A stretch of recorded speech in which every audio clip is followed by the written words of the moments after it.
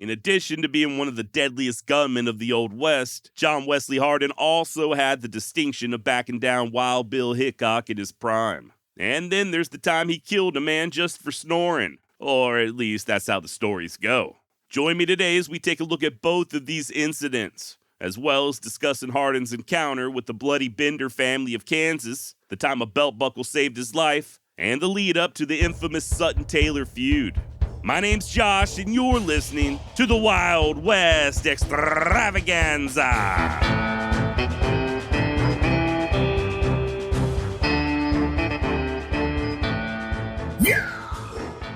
Back in 1871, Abilene, Kansas marked the end of the Chisholm Trail. Not only was it where the Texas cattle would be sold and loaded onto rail cars bound for the east, but it's also where cowboys like John Wesley Hardin would blow off a little steam. And it's hard to blame them, right? After all, they just spent over 2 months in the saddle, choking down dust and performing back-breaking labor by day, while sleeping just a few scant hours each night on the cold ground. By the time they hit Abilene, they was ready to have a little fun, maybe even catch a few venereal diseases.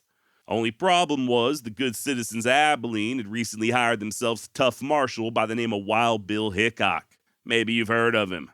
Hickok had only been on the job for about a month and a half by the time Hardin arrived, but he was already very much a celebrity in his own right. Link down below for the episode I did on Wild Bill if you're curious to learn more. But needless to say, Hardin absolutely knew who Hickok was, at least by reputation. And Wild Bill almost certainly would have heard about Wes's recent gunfight on the Little Arkansas.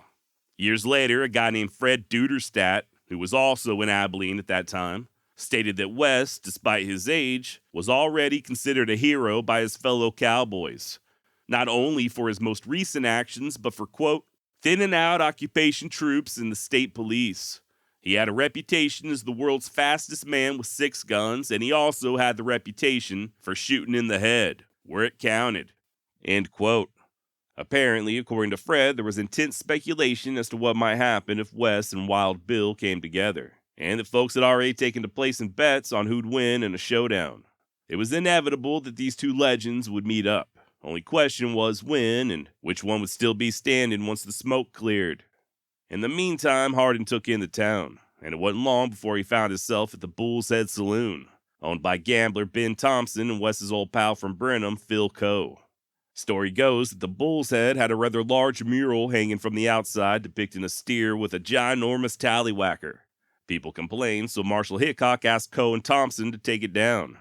When they refused, Wild Bill simply had the offensive bovine painted over.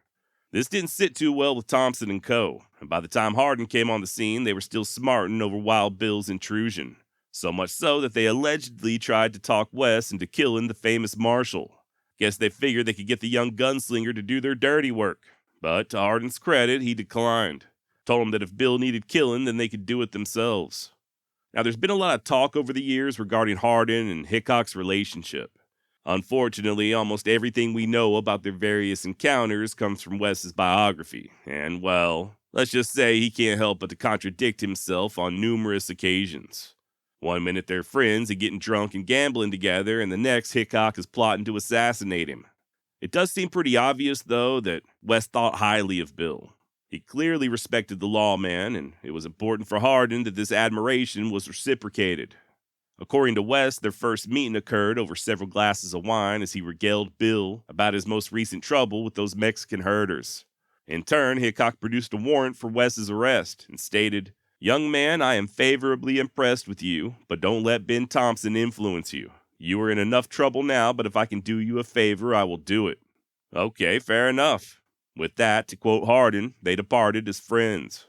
A few days later, Wes was in a saloon getting rowdy when Hickok made yet another appearance, telling him and his compadres to quiet down.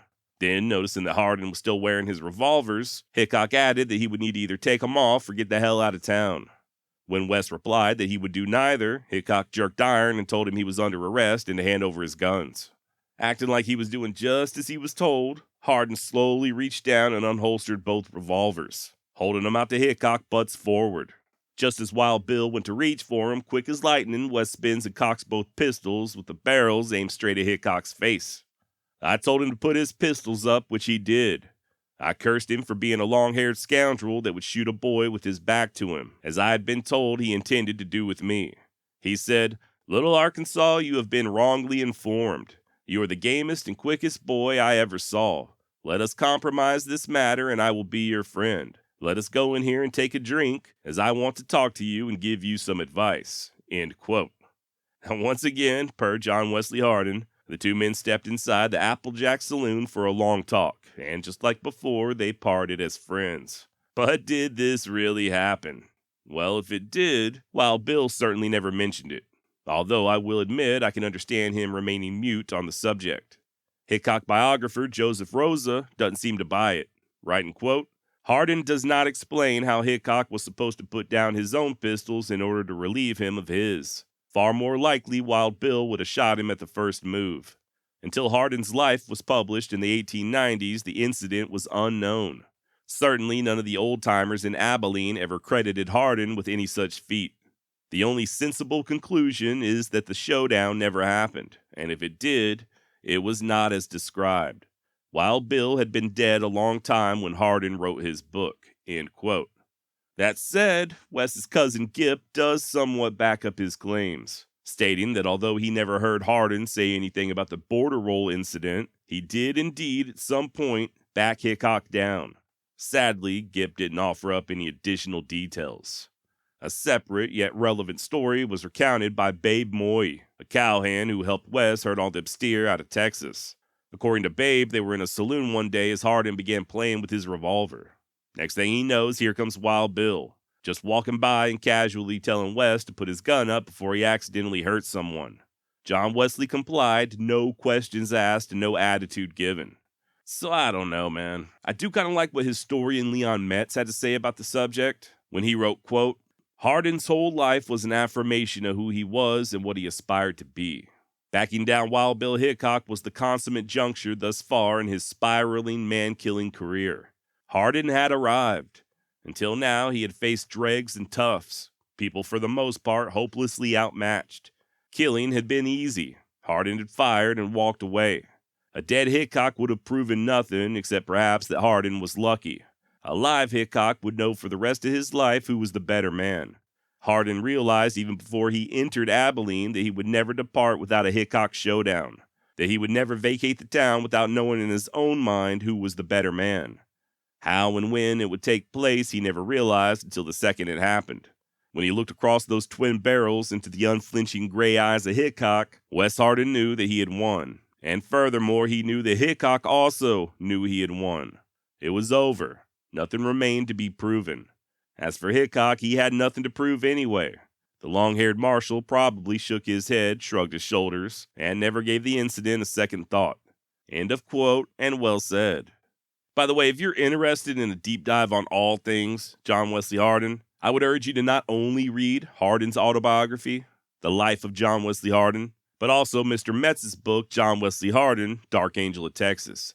I did lean heavily on both when researching this series, and you can find links down below if you'd like to check them out for yourself. So yeah, maybe Wes and Hickok did have some type of confrontation. I think that is very likely. Maybe it went down exactly as Hardin claimed, and maybe it didn't. As soon as I can get my hands on a time-traveling DeLorean, I'll head back to Abilene and let you know what I find out. Assuming I survive and don't die of the clap. Till then, what do you think? Send me an email, josh@wildwestextra.com, or leave a comment. I'd love to know your thoughts on the matter. And by the way, that little trick that Hardin allegedly pulled is known as the border roll. If you're not really sure what I'm talking about, you can see Clint Eastwood performing one to perfection in The Outlaw Josie Wells. Now, later on that very same evening, after the supposed Hickok incident, Hardin was enjoying dinner when several men stepped inside the restaurant, cursing the state of Texas and everybody who came out of it. Upon hearing this, and being the good Texan he was, Wes stood and approached the group, looking one of the men dead in the eyes and calmly stating that he was a Texan. And I reckon that's all it took. The loudmouth and Hardin both pulled guns at the same time and began shooting, but they both missed. At least they missed each other. In all actuality, one of Hardin's stray rounds struck another customer in the arm. At this point, his opponent ran out into the streets, so Hardin followed. And this time, his aim was true. Hardin squeezed the trigger again and put a round square into the man's mouth, blasting out several of his teeth out the backside of his head. Right at that exact moment, a deputy came jogging up, so Wes hopped on a horse and made his way out of town. Guess maybe he didn't want to try his luck with Hickok twice in one day. By the way, it's worth mentioning that Hardin was still gainfully employed, believe it or not. Many of his fellow cowhands had returned to Texas, but he agreed to stay on and look after the herd till it got sold. And it's with the herd, camped on the Cottonwood River, about 35 miles on the outskirts of Abilene, where he sought refuge after this latest shooting.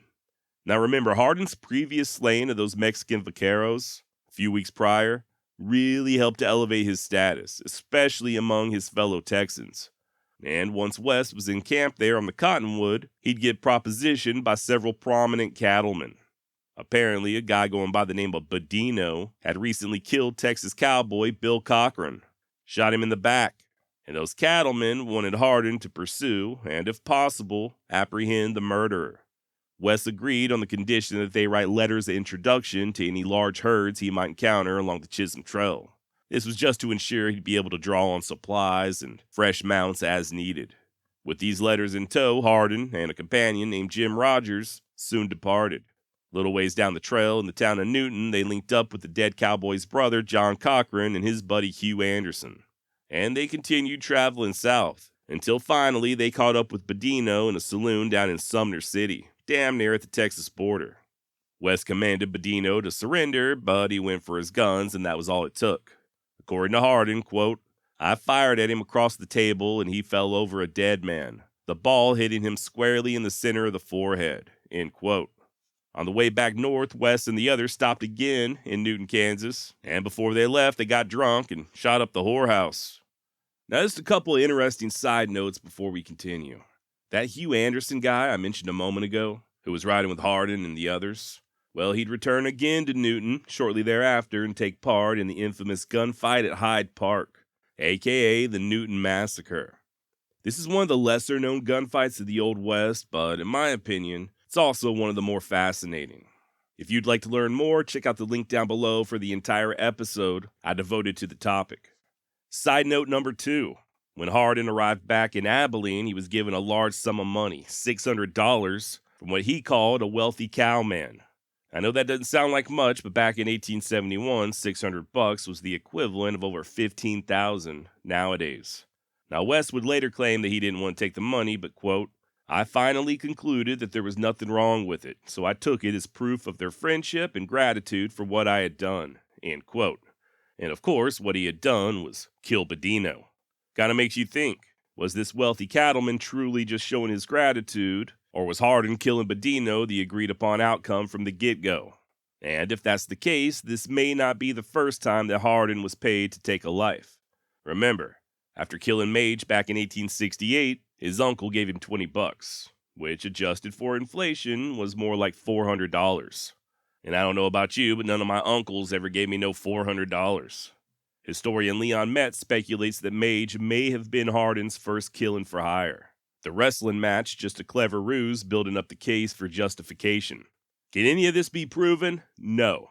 Is this all purely speculation? Yes. Is it also fun to ponder? Also yes. As far as Marshal Hickok was concerned, Wes would state, "We went on to Abilene fearing nothing but God. I had heard that Wild Bill said that if I ever came back to Abilene, he would kill me. So I had determined to go back there, and if Bill tried to arrest me, to kill him." As it turns out, Hickok had no such intention. While he and Wes would have a somewhat tense discussion, in the end he would neither arrest nor disarm the young killer. Matter of fact, just a few nights later, the both of them would spend an entire evening drinking and gambling together. Once again, though, this is according to John Wesley Hardin, and once again, you gotta wonder exactly where the truth lies. Leon Metz theorized that if Hickok did indeed permit Wes to carry his guns there in Abilene, in direct violation of city ordinances, by the way, that the marshal could have just decided that a confrontation wasn't worth it. After all, Hardin was a cowboy, at least on paper, and as such, he'd likely soon be heading back to Texas. Also, Hickok had to contend with Wes's popularity. Jailing the young man would only serve to antagonize his many friends. Still, though, popular or not, there were just some things that even Wild Bill Hickok wasn't willing to put up with. Like, I don't know, murdering someone for snoring too loud. Oh boy, here we go. This is, without a doubt, the most popular and oft-repeated story regarding John Wesley Hardin. But is that what really happened? Did Hardin really kill a man simply for snoring? Well, let's look at the evidence. According to the Abilene Chronicle, the dead man in question, John Cougar, had been sitting in his bed at the American Hotel, reading a newspaper, when a bullet came through the wall, striking him, quote, in the fleshy part of the left arm, passing through the third rib and entering the heart, cutting a piece of it entirely off and killing Cougar almost instantly. Neither this article, published just a couple of days after the killing, nor any of the other newspaper accounts would report anything at all about Mr. Cougar snoring. And you may find this hard to believe, but neither would John Wesley Hardin. According to him, rather than snoring, Cougar had not only been wide awake, but also in the process of trying to steal his britches when Hardin opened up with that six-shooter. Per West himself in his own autobiography, he was in his room at the American Hotel, minding his own damn business, and in the process of nodding off when, quote, I heard a man cautiously unlock my door and slip in with a big dirk in his hand. Dirk, D-I-R-K. I halted him with a shot, and he ran. I fired at him again, and he fell dead with 4 bullets in his body. He had carried my pants with him, and so I jumped back, slammed the door, and cried out that I would shoot the first man that came in. I had given one of my pistols to Manning the night before, so the one I had was now empty. End quote. His cousin Jip Clements was there with him, and they both ended up jumping out the window, Hardin half naked, and escaping out of Abilene as quickly as they possibly could. According to West, he was afraid that if Wild Bill caught up with him in what he referred to as a defenseless position, the marshal would, quote, kill me to add to his reputation. All right, so there you have it. But still, the question remains. If Hardin never fessed up to killing a man for snoring, and if nothing of the sort was ever mentioned in the local papers, then where exactly did this rumor originate? Well, as it turns out, a book, The Life and Adventures of Sam Bass, was published just a few years later, in 1878. And this book credits Wes Hardin himself, while being interviewed by a newspaper out of Austin, Texas, with saying the following. They tell lots of lies about me. They say I killed 6 or 7 men for snoring. Well, it ain't true. I only killed 1 man for snoring. Now, from what I understand, no proof of this interview exists other than it being referenced in the book Life and Adventures of Sam Bass. And to my knowledge, the original has never been located. That said, there were other newspapers out of Texas who made similar claims, namely the West Texas Free Press and the Denison Daily Herald. So even just a few years after Cougar's death, somebody was talking about Wes killing him for snoring, if not Wes himself. So with all that in mind, here's what we know for sure. Charles Cougar was in his room, alone and in bed, reading a newspaper when he was killed. And we also know that it was Hardin who fired the fatal round. It's my opinion, for what it's worth, that Wes Hardin did not intentionally kill the man. I think he and Gip were about half drunk and attempting to sleep it off when Mr. Cougar began snoring. Hardin hollered for him to shut up, which is how Cougar wound up sitting up in bed, reading the paper, just in the attempt of staying awake and not further angering his murderous neighbor. It didn't work, though. Cougar fell back asleep and once again began sawing logs. This angered and inebriated John Wesley Hardin, so he grabbed his gun and sent several rounds through the wall. This was almost certainly done either as a joke or just in an attempt to frighten Charles Cougar. But once Hardin realized that one of his rounds was a little too true, that's when he and Cousin Gip made their grand exit through the window. But still, why would Wes fabricate the story about a knife-wielding cougar breaking into his room and trying to steal his pants? Well, you gotta remember, like I've been saying for the entirety of this series, Hardin was, according to him at least, always justified in these various killings, and he never busted a cap unless it was in self-defense. If he admitted to killing somebody on accident by blindly firing a revolver through a hotel wall, or even worse, just flat-out murdering Cougar for snoring, then this heroic, noble image of his that Hardin was attempted to cultivate would be completely shattered. But nonetheless, people talk. And them streets always know the truth, right? Almost immediately following Cougar's death, the snoring rumors began. And as it turns out, this is one of the rare cases where the rumor is actually true. Only instead of Wes killing Cougar for snoring, I think he just accidentally killed him due to snoring. Either way, the man was now dead, and I guess Hardin figured he had pushed his luck with Hickok a little too far. Like I said, he and his cousin bid Abilene adieu and beat feet for Texas. So what do you think? Does any of this make sense, or am I just out of my mind? Is Hardin's account true? Was Cougar really trying to break into his room when he killed him? I mean, I have had cougars try to steal my pants in the past, but they weren't holding knives and I didn't shoot them. Or do you think Hardin meant to kill Cougar? Do you think he fired those shots through the wall with the intent to kill the man? Email me and let me know. Josh@wildwestextra.com or leave a comment. But like I said, Wes and Clements were headed back to Texas, and they damn near didn't make it. Had it not been for Hardin's sixth sense, there's a good chance he and Gyp would have ended up buried in a rural Kansas garden. Now, this story is absolutely batshit crazy. About a year prior, the Bender family settled on 160 acres just outside the town of Cherryville, Kansas. In addition to selling groceries out of their house, they also operated an inn for weary travelers. Only thing is, not everybody who checked in checked out, at least not alive. Over the course of about 2 years, the Benders would murder somewhere between 10 to 20 people and bury them either right there in their garden or in a nearby apple orchard. At least one of the victims was a child, and some of them were still alive when they were buried. So we're talking some real sickos here. Now, the Bender M.O. was seating customers at the dinner table directly in front of a large, heavy curtain. As the guests enjoyed their meal, one of the menfolk would quietly slip behind the curtain and then bash their skulls in with a hammer. Of course, nobody knew any of this back in the late summer of 1871, which is how Hardin and Cousin Gyp found themselves seated at that very table in front of that ominous, aforementioned curtain. Evidently, Hardin's spidey sense began tingling something fierce, so he got up and switched to the other side of the table. Judging by the various descriptions I've found of the Bender family, it's next to certain that he and Clements didn't breathe easy again until they were several miles down the trail. The rest of the journey was mostly uneventful, and they arrived in Hill County, Texas by August of '71. Wes would visit with his Uncle Barnett for a spell and then join the Clements over in Gonzales.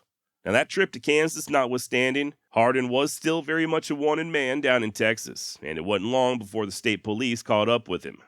A black officer by the name of Green Paramore got the slip on Wes as he stood in a Gonzales County store munching on cheese and crackers. Told Hardin to throw his hands up, and just like Wes allegedly did with Hickok, he pretended to comply. Quote, I said all right and handed him the pistols, handle foremost. One of the pistols then turned a somersault in my hand and went off. End quote. So there you have Hardin pulling a border roll just like he did back in Abilene. Only this time he wasn't playing around and actually squeezed the trigger. As Paramore fell, Wes turned his attention to another officer, a guy by the name of John Lackey, who was sitting on his horse just outside the door. They traded bullets. Lackey was wounded, but both of them ended up fleeing town in opposite directions. Now, the killing of Green Paramore caused quite a few waves, especially among the black citizenry there in Gonzales County.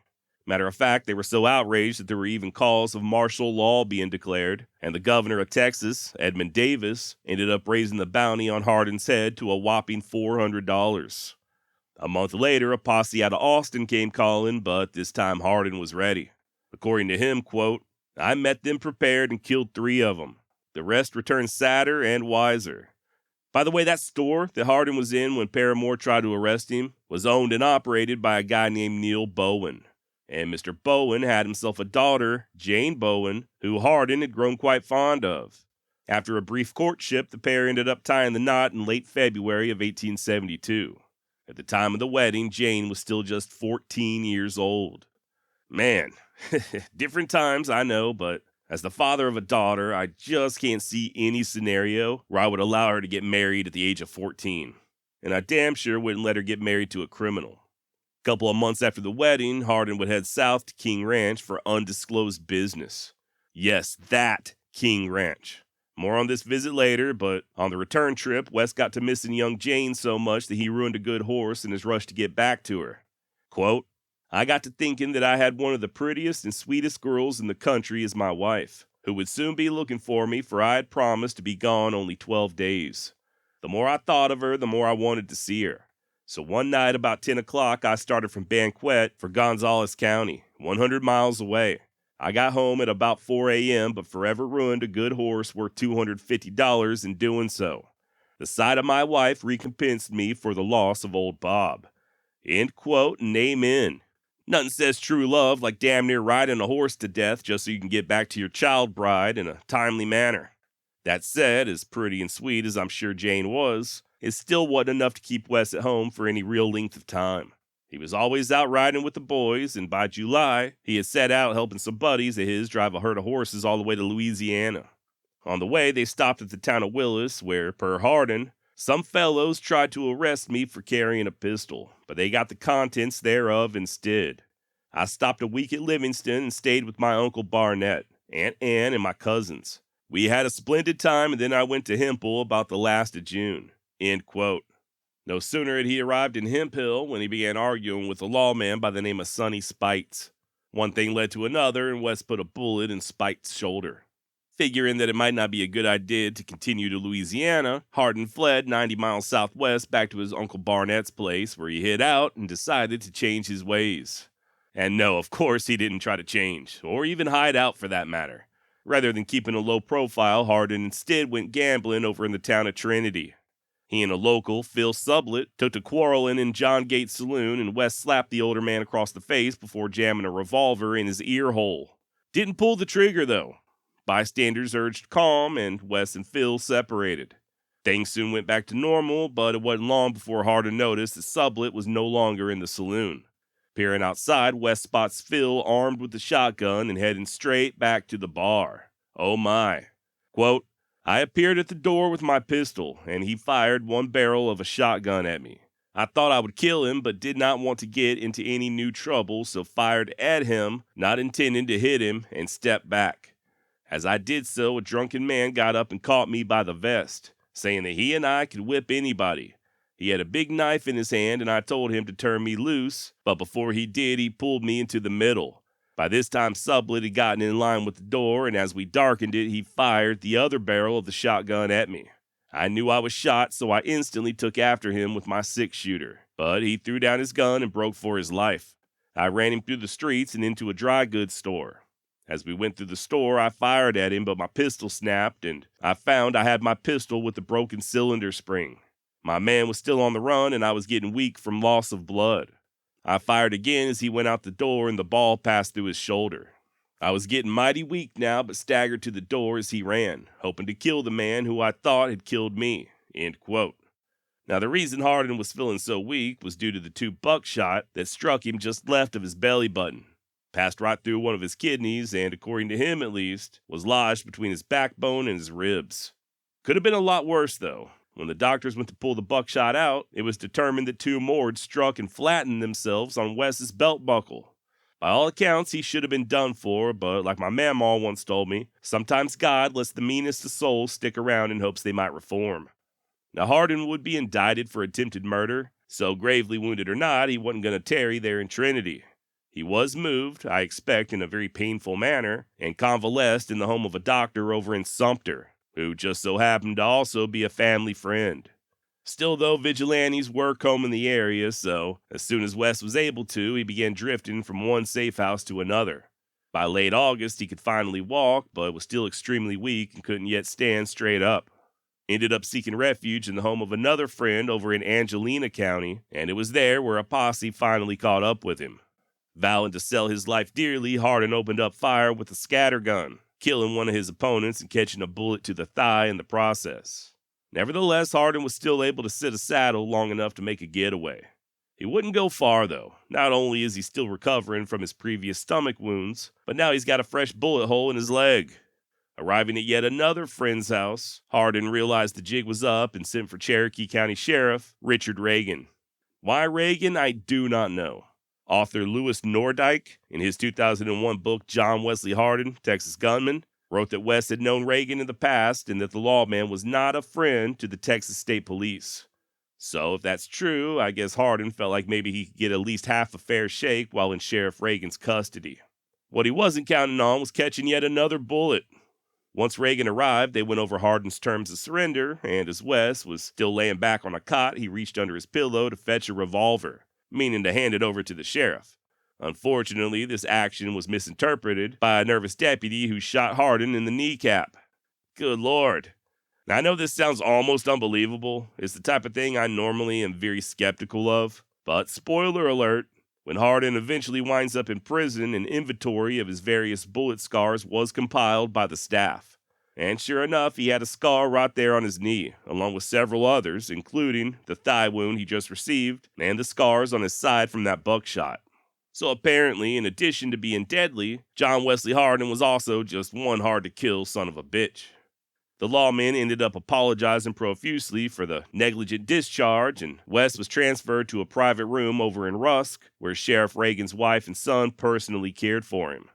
Finally, by late September, Hardin was healthy enough to travel, so they headed to Austin, where he was turned over to the Travis County Sheriff. And the accommodations weren't quite as nice in Austin as they had been back in Rusk, to say the least. West found himself in a one-room hellhole lacking ventilation that the Austin Daily Statesman described as being packed with, quote, a suffering mass of suffocating humans who strip themselves naked because of the intolerable heat and closeness, end quote. Be that as it may, neither the heat nor his wounds prevented Hardin from becoming a shot caller of sorts there in Austin. He exerted his dominance by force, victimized new prisoners, or fresh fish as he called them, and he wasn't afraid to apply his iron-heeled boots if need be. After about a month or so, West was transferred again, this time to the jail in Gonzales County, which, in all reality, was just as good as setting him free.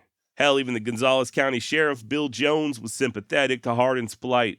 So it were in the fall of 1872 that a guard handed West a hacksaw on the sly. In no time flat, Hardin removed his irons and made his way out the window to freedom. According to his autobiography, West would stick around with his wife Jane for a little while, but by January of 73 he was on the move again, helping to drive cattle down to Indianola. What he failed to mention in his book, however, was that Jane's brother, his brother-in-law, Brown Bowen, had recently murdered a suspected state police spy by the name of Tom Heldman. The victim, Heldman, was deep in his cups and stretched out under a tree sleeping when Hardin's brother-in-law, Brown, just walked up and shot him in the head. Now, Brown Bowen would be placed behind bars for this murder, but in March of 73, Hardin and about a dozen others would bust him out of jail, the same jail that West had escaped from back in the fall of 1872. Now, I do find it interesting that Hardin omitted this from his book, as the Heldman murder would, in years to come, end up causing he and his family quite a bit of grief. As for Brown Bowen, he'd continue his lawless ways, and after raping a black lady and committing yet another murder, he'd flee to Florida. Now don't worry, we will be returning to Mr. Brown. Like I said, his various misdeeds would have long-lasting repercussions for Hardin, but in the meantime, it looks like West, despite being wanted for several murders himself, was determined to settle down there in Gonzales County and become a respectable cattleman. Or so he claimed. Truth is, Hardin was more than willing to engage in whatever violent prospects happened to come his way. And as luck would have it, he'd soon find all the action he wanted right there close to home with the little something known as the Taylor-Sutton feud. But you're gonna have to wait till next week to hear all about that. Thank you so much for listening. Do me a favor, if you like what you hear, go on over to wildwestextra.com and hit that contact button. Send me a message. While you're there, feel free to click on the coffee cup icon and buy me a coffee or 2 or 10. You can also do this directly at buymeacoffee.com/Wild West. Like I said, next week we'll be focusing on John Wesley Hardin's role in the infamous Sutton-Taylor feud. And trust me when I say things are about to get real bloody. Till then, try not to anger anybody with a shotgun, okay? Unless you've got a huge belt buckle. And don't go shooting any cougars. I can assure you their growl is worse than their bite. All right, till next week, adios.